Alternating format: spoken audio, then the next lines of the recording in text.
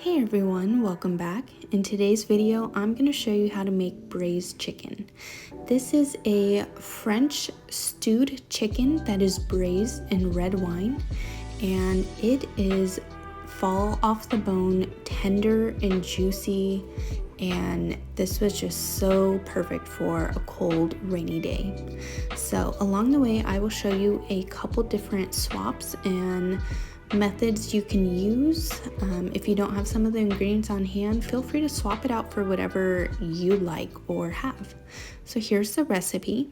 And to start, we are going to generously season some chicken thighs with salt and pepper. Both sides, I patted them dry first and then just went to town with the salt and pepper. Next, we are going to add our chopped bacon into a preheated Dutch oven or oven-safe pan. This is a one-pot recipe, so we're just gonna do everything in the same pot. So after your bacon is cooked and crispy, we are going to set it aside.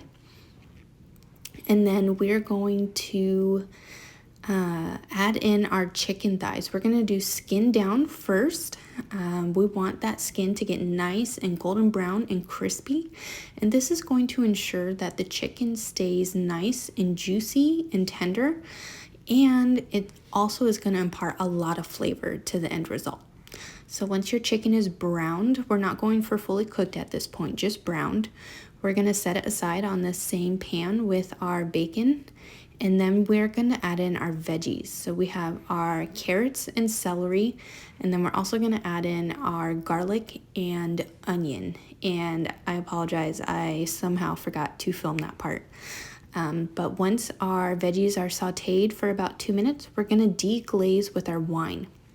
Now, if you don't have wine, you are free to swap it out for your liquor of choice, whether it be brandy, whiskey, or bourbon, just as long as you make sure it's gluten-free if you are gluten intolerant. And we're just gonna let this deglaze. So we want this to cook down so that all the alcohol is released. And we're gonna do that until the liquid has reduced by about half. So it'll take about 3 to 5 minutes. Here you can see it has reduced. And then I'm gonna add in about half a can of tomato paste. This just adds a lot of richness to the dish and also helps thicken the stew as well. So here I'm just gonna let it caramelize for about a minute or two, and then I'm gonna add in a tablespoon of brown sugar. This is going to cut all of the acidity that we have going on from the wine and from the tomato paste.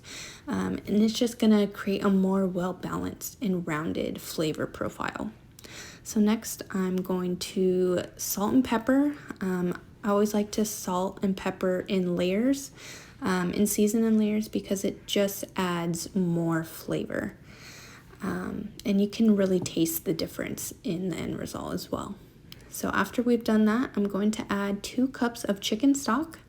And if you are interested, I do have a video on my channel of how to make your own chicken stock simply from scraps from your kitchen. So feel free to check that out.